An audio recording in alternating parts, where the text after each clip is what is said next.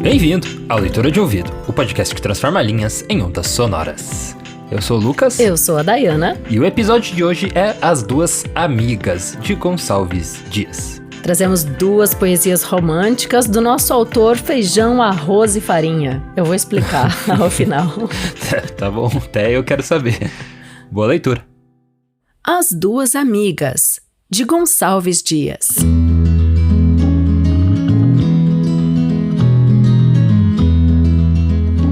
Já vistes sobre a flor de manso lago duas aves brincando solitárias, já pousadas na lisa superfície, já levantando voo? Já vistes duas nuvens no horizonte, brancas, orladas com listões de fogo, a deslumbrante alvura cambiando ao pôr do sol estivo? Já vistes duas lindas mariposas abrindo ao romper d'alva as longas asas, onde reflete o sol, como em um prisma, belas, garridas cores? Nem as pombas que vagam solitárias, nem as nuvens do ocaso, nem as vagas borboletas gentis que adejam livres em vale ajardinado, tanto não prazem como doces virgens, airosas, belas, com sorrir singelo, da vida negra e má duros abrolhos, impróvidas calcando. Quanto há no mundo de ilusões fagueiras, de perfume e de amor guardam no peito, quanto há de luz no céu mostram nos olhos, quanto há de belo na alma. Como um jardim seu coração se mostra, seus olhos como um lago transparente, sua alma como uma harpa harmoniosa, seu peito como um templo.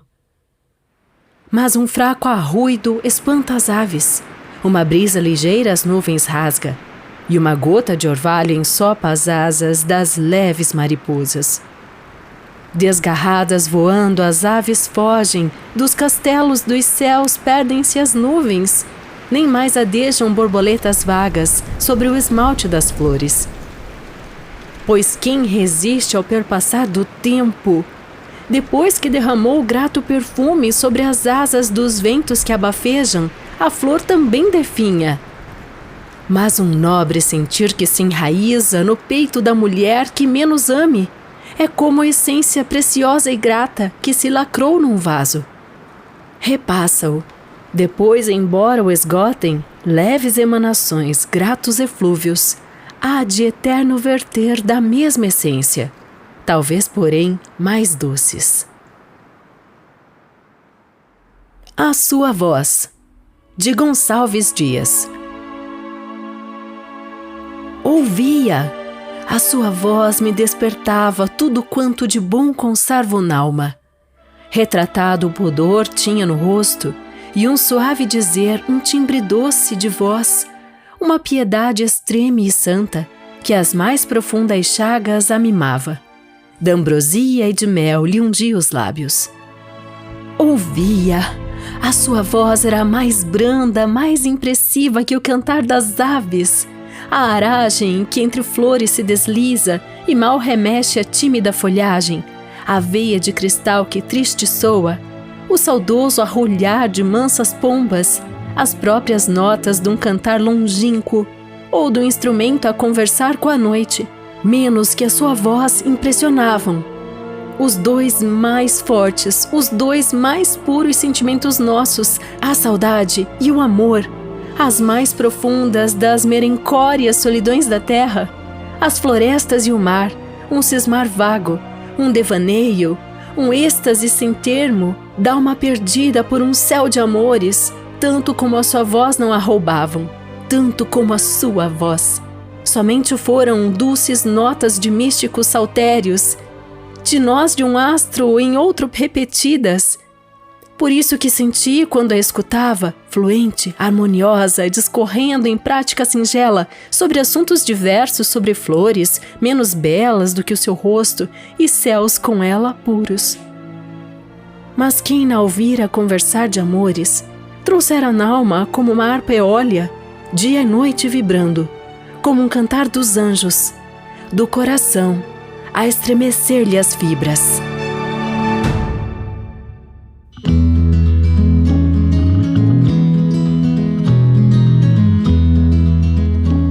E esse foi As Duas Amigas, de Gonçalves Dias. E essa que acabamos de ouvir, A Sua Voz, de Gonçalves Dias. As Duas Migas. A gente trouxe 2 poesias, você notou, né? As Duas Amigas é uma poesia que tem segundos cantos, livro publicado em 1848, e A Sua Voz está em Novos Cantos, que saiu em 1857. Eu achei engraçado, porque ele lançou primeiros cantos, né? Porque ele falou que não queria que fosse longeva, né, a carreira dele. Daí tem os segundos cantos. E tem últimos cantos. Não, tem novos cantos. Depois tem últimos cantos. Últimos cantos. E aí acabou aí. Mas a obra dele é vasta. Até esses poemas todos saíram da obra completa dele. A gente tem esse livro. E eu fiquei passando por elas, assim, né? E A Sua Voz eu escolhi para homenagear essa semana, que eu tô com uma voz linda. Voz Brincadeira. Não, mas são 2 poesias românticas, né? O escritor brasileiro Antônio Gonçalves Dias. E eu vou explicar daqui a pouquinho por que feijão, arroz e farinha, tá? Daqui a pouquinho ainda? Daqui a pouquinho. Porque eu quero antes falar das metáforas que a gente tem nessas poesias, né? Em As Duas Amigas, a gente tem várias metáforas, né? Sim. E todas ligadas a seres de alma feminina, né? 2 seres de alma feminina, como 2 aves brincando solitárias. E daí, os solitários eu relaciono com essa cumplicidade que existe na amizade, né?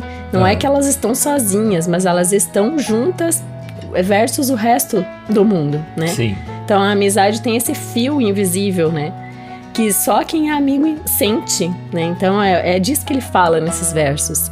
Fala também de 2 nuvens, 2 mariposas, né? Até que uma gota ensopa as asas das leves mariposas.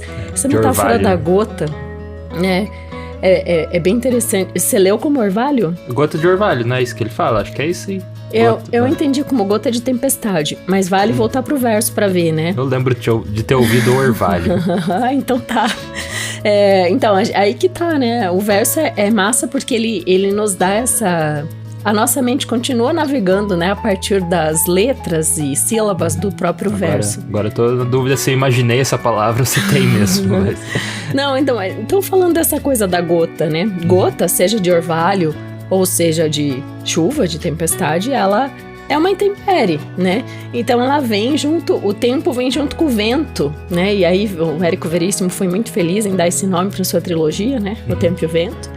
Tá sempre aqui na nossa frente, a gente adora esses livros. Livrinho aí, fácil leitura. Facinho. 3 Bíblias. A gente tem muitas, né, séculos da história da formação brasileira, né, nesses romances do Érico. Mas não é dele que a gente tá falando agora, a gente tá falando de algo bem anterior, que é o Gonçalves Dias, né? Sim. O Gonçalves Dias...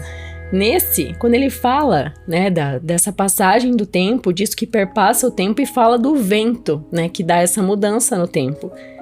Então essa gota ensopa as asas e ali ele tá falando desse afastamento. Porque apesar da gente às vezes ser muito amigo de alguém na infância, correm os anos e cada um alça voos para um lado. E Passagem conforme os seus interesses, né, e tudo mais. E enquanto existe, né, a gente tem ao mesmo tempo profundidade, leveza nessa relação da amizade, que também tá dito ali. Tanto é que não à toa que ele tem uma insistência nessas metáforas de seres alados, né? Todos eles flutuam, né? Pássaros, mariposas, Sim. né? Ou ainda flutuam alto como as nuvens, né? Então estão ali voando. E daí no segundo poema também fala uma coisa mais angelical, né? Que também não deixa de ter esse tema de voar, né? Mas voar num sentido mais espiritual, digamos.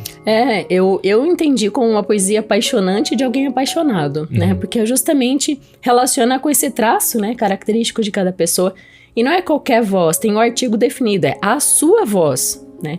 Então a gente tem o a, que é o definido, tem o sua, que é o demonstrativo, né? Que é a sua, não é a minha, não é a do outro, é a sua voz, né? Então isso também tem muita importância no poema, né? O próprio título dela. E é essa vibração que a gente solta ao abrir a boca, né? Que a minha não está muito bonita hoje, peço desculpas por isso. Que é provavelmente a voz da Como é que é o nome dela? A Ana? Ana Amélia? Ana Amélia. Sua paixão? A crush dele. A crush. É o amor idealizado, né, em toda a sua vida. Ana Amélia Ferreira Vale, né? Que aí entra o motivo do outro poema, o primeiro dele que a gente trouxe na leitura. Ainda uma vez, adeus? Isso mesmo. Esse é bem... Episódio 6. Fala bem descornado. Bem apaixonado, né? Por falar em voz, a sua voz tá muito diferente lá, Lucas. Tá, com certeza. Eu ouvi. A gente ia relançar esse... Esse foi o episódio 6 do Leitura de Ouvido, Ainda uma vez, adeus. E ele fala foi pra Ana Amélia, né? Inclusive, sim. Que... Se eu não me engano, ele não lembro se agora ele escreveu antes ou depois que ele foi pra Portugal. Ah, não, ele foi pra... Eles se reencontraram lá no Jardim Público de Lisboa. Que ele era apaixonado por ela, e né? Ela por ele. E daí não rolou o casamento, porque ele era mestiço, enfim. Uhum. E aí, quando ele foi pra Portugal e viu ela casada, né? Daí tem esse poema. Então é legal você ouvir com esse contexto pra você sentir o coração partido ali dele, né? Também. Ambos estavam infelizes em seus casamentos nesse momento, então surgem esses versos, né? Lá do início do Leitura de Ouvido. Abril de 2020, fazendo aniversário, inclusive. Episódio 6, nós estamos hoje no 214, então faz um tempinho. A trajetória. Mas, então, isso que você citou, da Ana Amélia, tem tudo a ver com feijão, arroz e farinha, que é o que eu vou explicar agora. Vai lá, que tá dando fome. Então, por quê? Ele nasceu, né? Ele é maranhense, o pai dele, então, português, o João Manuel, e a mãe dele era mestiça, a Vicença Ferreira. Então, ela é mestiça indígena e africana, né? Das duas linhas. Também nessa época, e até hoje, né? A gente encontra essa mestiçagem do indígena com o africano como cafuso, né? Cafusa. Então, a mãe dele era. Né? Porque a gente tem as combinações que formam o caboclo, que formam o cafuso e tudo mais. Então, esse é o que forma o cafuso, indígena e africano. Então, a mãe dele, a Vicença Ferreira. Só que o pai dele, apesar de ter tido esse relacionamento com ela e ter tido ele não chegou, assim, a ficar casado com ela, né? Então, ele era um comerciante português, o João Manuel. Tiveram o Gonçalves Dias, mas quando o menino tinha 2 anos, ele se casou com, então, quem veio a ser a madrasta, né? Que a Dona Adelaide, ela foi bem importante na vida do Gonçalves Dias, até depois que o pai dele morre. Ele é um adolescente quando isso acontece. Vão juntos a Portugal e o pai dele morre, né? Ele já estava doentado. Sim. Ele se vê bem perdido, mas a madrasta é quem conduz ele pela mão, né? Junto com outras pessoas que são importantes na formação dele, né? O professor Sabino, por exemplo, que é um grande estudioso maranhense que ensinou latim, ensinou francês para o Gonçalves Dias, né? Ele de longe não é alguém que teve educação limitada, né? Ele teve uma educação digna de nobreza, assim mesmo, né? Ele foi para Portugal, inclusive. Né? Mas era bem comum ir para Portugal nessa época, né? Porque o Brasil... É comum para quem tinha dinheiro, né? Comum para quem tinha dinheiro. Mas as navegações, né? Levavam-se dias. Tanto é que isso vem a desfechar a vida dele. A gente citou isso recentemente aqui no podcast. Já vamos chegar aí. Deixa aí vamos por teaser, partes. Porque a morte dele, para quem não conhece a morte do Gonçalves Dias, é bem interessante. É digna de cinema. Assim. Com certeza. Então, ele é o escritor brasileiro que tem as 3 raças da formação brasileira. Então, refrescando a memória, o feijão, já muito consumido pelos ameríndios, né, que inclusive a feijoada, né, foi disseminada no Brasil pelos africanos que moravam aqui. Tem o arroz, que é de origem oriental, que foi introduzido ao país pelos portugueses, né, e tem... O pai dele era português. E tem, por exemplo, a farinha. Farinha do índio. Né? A farinha que vem dos povos originários. A farinha beiju ou biju, né? Em alguns lugares se chama biju. Foram os tupis guaranis que obtiveram, assim, o domínio comestível da mandioca. E até isso me vem lembrar uma cena muito marcante do 15, da Raquel de Queiroz, onde um dos meninos da família retirante... eles estão com muita fome há muitos dias caminhando, né, indo para São Paulo, indo para grande centro em busca de uma vida melhor. E a gente tem que o menino, um adolescente, ele acaba arrancando uma rama e come a mandioca crua. E ele morre envenenado. pode. Né? A barriga dele cresce muito, ele fica todo estufado e ele se envenena, né, comendo a mandioca crua. Então, a gente deve, né, o uso da farofa, da farinha em si, que é tão agradável ao paladar, não pode faltar nessa casa, gente. Farinha e farofa para comer com feijão. Aos povos originários, né, os tupis guaranis, então, dominaram, né, o uso comestível da mandioca. Ah, entendi. Então, aí a gente tem... Analogia. Né, as 3 raças brasileiras no Gonçalves Dias. E ele também é considerado o primeiro poeta indianista, né? É esse o título que dão pra ele, né?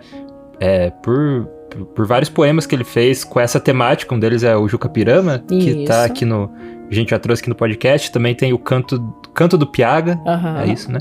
E os Timbiras. Esses 3 formam o trio ali dos indianistas, né? Dos poemas indianistas que o Gonçalves Dias fez, né? Apesar de o povo indígena não considerar ele como se fosse uma representação, né? Por ele ter... Lembra quando a gente fez o Jucapirama, que até veio uma autora falar com nós e tal, sobre a representação dele dentro dos povos originários.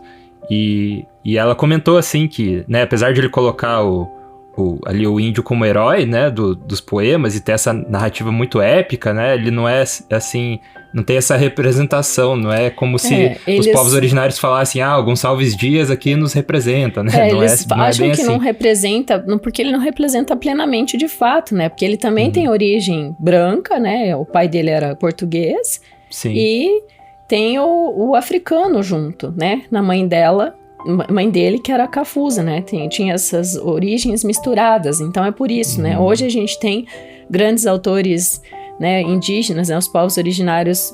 Eu posso citar inúmeros, até o Ailton Krenak, que recentemente entrou para a academia, né? Academia brasileira, então isso é bem importante. São grandes passos, né, que vai galgando de gente de dentro das tribos, né? De dentro das linhagens, realmente, ganhando espaço na literatura canônica também, né? Aí o Gonçalves Dias, mas ainda assim tem uma coisa interessante de eu explicar, mesmo com essa ressalva, Lucas, que a gente também entende, né?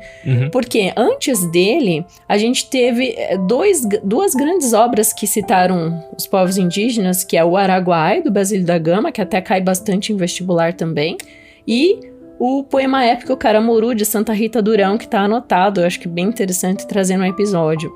Mas, nessas obras, os indígenas, assim, são elementos da ação. Estão ali, né? Como se fosse um cenário, alguma coisa. Não é protagonista. Já o Gonçalves Dias toma como personagem principal, como você citou, é o verdadeiro herói, né? Então, nesses aí que a gente citou, Jucapirama, os Timbiras e o Canto do Piaga, né? São produções que estão aqui. Sim, é bem... Sem contar que Gonçalves Dias, ele tem todos os seus méritos, né? A gente tem Canção do Exílio, que é tão importante, né? Não fica de fora de nenhum livro didático, né? Minha terra tem palmeiras, onde canto sabia. Exatamente, que também derivou tantos outros, né? Bom, a partir dele a gente tem muitas obras derivadas, né? E inspiradas e tudo mais. Então, a gente tem uma lírica muito grande, né? Nessa musa que é a terra natal, em Canção do Exílio, que ele escreve no momento que ele está fora do Brasil, né? Então, tudo isso a gente deve citar. Além de poeta, né? Também foi professor, foi crítico de história, etnólogo, né? Foi um grande jornalista. Inclusive no Naufrágio, a gente já vai chegar lá em detalhes, mas quero citar que tinha uma obra traduzida e tinha um dicionário de Tupi-Guarani que estava meio falhado e estava completado com a letra dele, assim, a grafia dele, né? Então, ele realmente erguia essa bandeira, né? Tava sempre buscando cantar exatamente esse lado também da história, né? Sim. Então, vamos... chegar então na morte dele. Ele estava voltando de Portugal, né? Vindo para o Brasil. Como você falou, era dias, né, de navegação. E ali próximo do Farol. Agora, qual que é o nome do farol que você tem? Itacolomi? Dos Atins. Farol Itacolomi, acho que é. Que que aconteceu? Então, o navio naufragou, né? É bem interessante a gente citar, porque... Lembra? Eu já vou explicar, peraí. Então, o navio naufragou. Então, vamos terminar aqui. Peraí, Lucas. Deixa eu respirar. Escuta. Lembra que eu até terça-feira. Não é terça-feira. Lá no Cantos à Beira-Mar, da Maria Firmina dos Reis, a gente conta essa história bem legal e vamos retomar aqui, caso você não viu lá. Então lá ela tem um poema chamado Nênia, em Cantos à Beira-Mar. Primeira informação legal para eu te passar é que os dois são maranhenses, tanto Maria Firmina quanto Gonçalves Dias, os dois nasceram no Maranhão e... Mais que isso, nasceram quase juntos. A Maria Firmina dos Reis era só um ano mais velha que ele. Então, ela nasceu em 1822 e ele em 1823, né? Então, eles eram conterrâneos e também contemporâneos totalmente. Sim. Então, quando acontece esse naufrágio... Primeiro, quando ele vai para a Europa, vai e volta, e daí ele vai de novo... Acha-se até que ele morreu na viagem e se tem declaração de luto pelo imperador, lembra dessa historinha? E só 2 anos depois que falam, não, ei, eu tô aqui, eu tô vivo, né, as notícias demoravam pra chegar. Jogaram uma fake news ali, que tinha morrido e todo mundo acredita. Então, mas aí quando ele morre de verdade mesmo, né, após esse naufrágio, que acontece em 1864, no mês de outubro, não se sabe com precisão o dia, né? A Maria Firmina dos Reis, então, faz Nênia, que é esse poema que sai depois em Cantos à Beira-Mar, 5 anos depois, né? 7 anos depois, 1871. Fazendo conta de cabeça rápido aqui. Mas, então, ele estava nessa barca francesa, a Ville de Boulogne, e...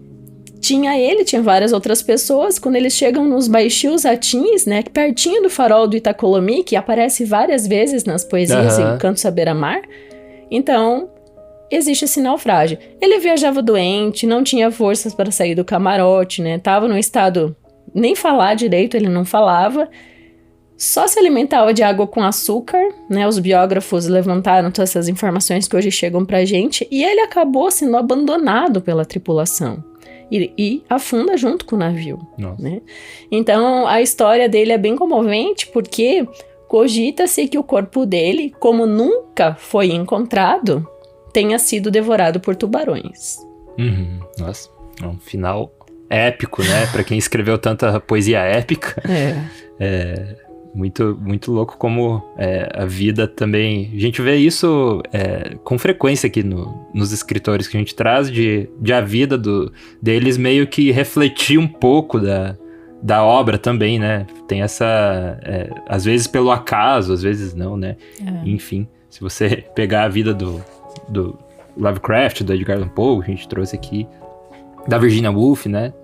Tem muito da vida deles, do que aconteceu de verdade, que você encontra dentro da obra, né? E é interessante ver como isso aconteceu aqui com o Gonçalves Dias também. E lembrar que ele nasceu numa palhoça, né? Ele nasceu numa casinha muito simples no Maranhão e teve essa vida, assim, bem marcada por doença, né? Ele ficou doente praticamente sua vida inteira. As doenças venéreas eram muito comuns nessa época, né? Século XIX no Brasil.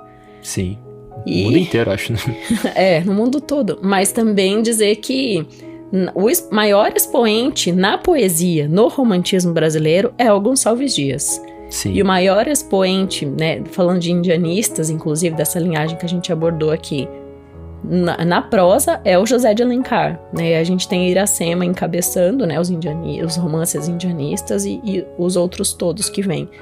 Então, o início ali do romantismo, né, essa primeira fase, ela é indianista, né, que eles estão presentes nesse momento. E o romantismo, ele se estendeu bastante, né, no Brasil.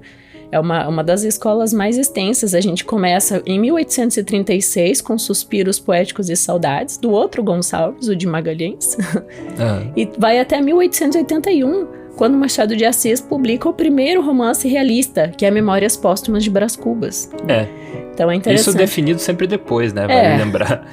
Não era, agora vai ser realismo. A partir de hoje que eu escrevi isso aqui, mudou o nome, mudou o movimento. Hoje a gente tem discernimento para entender, né, essas nuances. É um estudo histórico, né? Mas mesmo assim, né, a gente consegue abstrair algumas coisas, né, do tempo que a gente vive, só que como a gente tá envolvido, fica difícil analisar, né? E acho que nem é certo. Né? E esse é o perigo, né? O trabalho do pesquisador é justamente esse, né? Essa dificuldade de conseguir fazer essa pinçada e analisar. Bom, a gente teve alguns e-mails, alguns directs, não sei se você quer fazer alguma... Não, vamos ler o e-mail do Alberto Alpiri, é isso? Aham. Que ele mandou aqui no último episódio que a gente fez, que foi o... Meu Deus, me deu branco. Qual que foi o último episódio? Na semana passada. Na semana passada. Deixa eu olhar o Boi Velho. O Boi do Velho. Simões Lopes Neto. Lembro que a gente estuda tanta coisa de uma semana pra outra que... Difícil lembrar o comeu do almoço, imagine... Tá, então se você quer também falar aqui com a gente do Leitura de Ouvido, a gente tem uma caixinha aí de perguntas, se você tá ouvindo no Spotify, que você pode interagir com a gente, e também pelo e-mail, você pode fazer como o Alberto Alpiri e mandar um e-mail para leituradeouvido@gmail.com, que a gente olha lá os e-mails que chegam e responde, ou às vezes pode até trazer aqui pro podcast, que o e-mail dele foi bem legal. Então o Alberto Alpiri mandou um apoio para nós, a gente vai daqui a pouco já falar como você também pode ser um dos nossos apoiadores. E daí ele falou, queria expressar a minha gratidão pagando uma cerveja pra vocês por me deixarem muito feliz. Lembrando que ele mora na Alemanha. Ele falou, melhor ainda, uma garrafa de vinho que combina mais com o clima gótico dos últimos contos. A gente anda explorando bastante o gótico ultimamente. Daí ele citou até, fez um comentário aqui pra vários que a gente publicou, né? Um deles foi o Berenice, do Edgar Allan Poe. Esse foi sugerido por ele, inclusive. Ele fala que o clima é tenso de todo o conto, mas o desfecho é o que fica mais, né? Aquela cena dos dentes esparramando pelo chão, né? Sim, ele falou que obra-prima, Poe é incrível. Fico no aguardo do remake de A Queda da Casa de Usher. Sim, a gente vai relançar A Queda da Casa de Usher, só estamos esperando o melhor momento, porque é um conto longo que precisa ter tempo pra trabalhar, porque ele também tem muita deixa pra som, né? Então aguardem. Ele também falou da Balada do Velho Marinheiro, de Samuel Taylor Coleridge, que é uma obra que influenciou muitos escritores, Mary Shelley, Bram Stoker, e que poucas pessoas conhecem. Inclusive o episódio não teve tanto acesso assim. Se você comparar com os outros, apesar de esse escritor tá meio que sempre ser citado sempre em outras obras, né? Então porque é um texto muito precedente, é de 1708. Isso, ele é bem antigo, mas 98. É um texto muito originário, assim. 1798, finalzinho do século XVIII. Sim, digamos que ele iniciou vários gêneros que vieram depois, né? Ele foi a semente ali. Ele fala de Baleia também, do Graciliano Ramos, que a gente trouxe aqui. Baleia é o capítulo 9 de Vidas Secas. Isso, então, que dá pra ler como um conto, ele assim, também né? existe como conto, né? Porque ele é bem... tem o começo, meio e fim ali, apesar de estar dentro de Vidas Secas, né? E daí ele falou que, como vivi a maior parte de minha vida em Salvador e também conheci o interior do Nordeste, já presenciei essa problemática da seca e da pobreza. Esse conto foi particularmente emocionante pra mim. Acabei de ouvir o conto O Boi Velho, que é o da semana passada, né? E percebo que, como o anterior, a humanização e os sofrimentos dos animais me comovem bastante. Talvez todas as pessoas... eu acho que sim, né? A gente também tem o Touro Negro. Isso, do Azevedo. Também é muito impactante. Isso, que também... Naturalista. Bem naturalista, assim, bem descritivo, né? E na sua violência contra os animais, e fala da tourada, né? Que hoje não existe mais, né? Talvez exista em alguns lugares, mas que foi, assim, erradicada de forma meio geral. E tem recente aquele... Tem 2 filmes recentes que citam, né? Porque tá muito atrelado à cultura espanhola, né? Daquela animação, você diz? Tem A Vida é uma Festa lá, que tem a Maria, o Manolo e o Joaquim, né? Que tem a tourada e ele se recusa, né? A matar o boi, né? A matar o boi. E tem também o Touro Ferdinando, sim, que é do Guilherme Del Toro, não é? O da Festa no Céu, é do Guilherme Del Toro. Ah, sim, então tem essa temática aí, e era comum a tourada terminar com a morte do touro, né? Então, o toureiro, se ele sobrevivesse ali, né? E daí era essa questão de honra matar o touro no final. Então, E no Touro Negro, que a gente já trouxe aqui, trata muito disso. Daí ele falou de A Morta, da Flor Bela Espanca, que a gente fez há bastante tempo atrás, e pra mim é o conto que eu mais gosto da Flor Bela Espanca.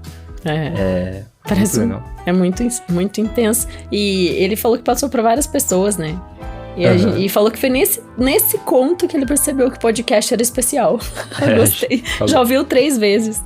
Esse conto é muito legal. E ali a gente tava mesmo direcionando. Cada episódio a gente vai direcionando, né? O podcast vai tentando evoluir, né? Então nesse eu lembro que foi, assim, também um divisor de águas, né? E o Artista da Fome, de Franz Kafka, que ele falou que é um conto genial que não conheci e ficou na minha cabeça por vários dias, como aquelas músicas chiclete. Ele é e não sei se isso é uma coisa boa, né? De ficar na cabeça, porque ele é um conto meio sombrio, né? E eu acho que muito se dá a essa característica espiral do Franz Kafka e de tratar de assuntos assim que não terminam, né? E que ficam ali girando mesmo na tua cabeça. Então... um conto onde a profissão do cara era ser jejuador, né? Ele se recusa a comer, e isso é o espetáculo, né? Então o Kafka traz isso. Quem sabe um dia, nobre leitor de ouvido, vamos trazer a metamorfose aqui. Quem sabe? Ele vai dar um episódio meio longo, mas... com interlúdio e tudo mais. Mas seria legal trazer por ser o conto, acho que mais famoso, né, do Franz Kafka. Quem sabe a gente faça em 2 partes. Dá pra fazer, talvez, como a gente fez Noite na Taverna. Vamos deixar aí para o futuro. E se você quer ser um dos nossos apoiadores, assim como o Alberto Alpiri, você pode entrar em apoia.se/leitura de ouvido ou mandar um pix direto para a chave leituradeouvido@gmail.com. E fazendo qualquer uma dessas 2 formas, você recebe recompensas. Uma delas é entrar nos nossos créditos finais aqui do podcast. E a outra você recebe os estudos aprofundados de cada obra que a gente traz toda semana, junto com a arte de capa, por e-mail. Além de ter essa conexão assim maior para dar sugestões de obras aqui no podcast, ou dar ideia, ou trocar ideia, conversar. Então os nossos apoiadores têm essa porta assim que fica aberta também. E os nossos apoiadores são eles: Adalberto Machado Santos, Aguinaldo Ângelo Silveira Rebouças, Alberto Alpiri, Ana Cláudia Chaguri Lopes, Ana Novaes, Augusto Marques Ramos, Bruna Foltz Coutinho, Bruno Guedes com o Grupo Danco, Cláudia Lube, Cristiana Castanho Ferraz, Daniela Caroline de Camargo Veríssimo, Eduarda Quartim, Elaine Vieira Ferreira, Fabiana Maria Landiva, Felipe Cronato, Isabel Araújo Alves, Jaqueline Conte, Kelly Torquato, Lina Soares, Lucas Pereira da Silva, Marco Aurélio Marques de Queiroz, Marcos Vinícius, Maria Lúcia Rickbardi, Mauro Catarino Vieira da Luz, Matheus Simon Brum, Mônica Tocarne, Nariel Arruda Borba, Patrícia Albuquerque, Paulo José Pereira de Rezende, Paulo Moura, Harmana Frais Yachitsky, Sérgio da Silva Moreira, Sérgio Juarez Rico da Luz, Silvana Silva, Simone Pessoa de Mesquita, Valéria Batista Pereira, Wagner Lúcia Alves e Zenilda Ribeiro da Silva. Obrigado aí, apoiadores do Leitura de Ouvido. Mais uma vez, se você quer ser um dos nossos apoiadores, é em apoia.se/leitura de ouvido ou pela chave pix leituradeouvido@gmail.com. Isso. E a gente vê a próxima leitura. Direção e narração, Dayana Pasquim. Edição, artes de capa e trilha sonora de abertura, de Lucas Piasecki. Produção, Roca Studios. Avalie no Spotify e na Apple Podcasts. Siga para não perder os próximos episódios. Inscreva-se em youtube.com/leitura de ouvido. Siga no Instagram Leitura de Ouvido. Fale com a gente no leituradeouvido@gmail.com. E a gente te vê na próxima leitura.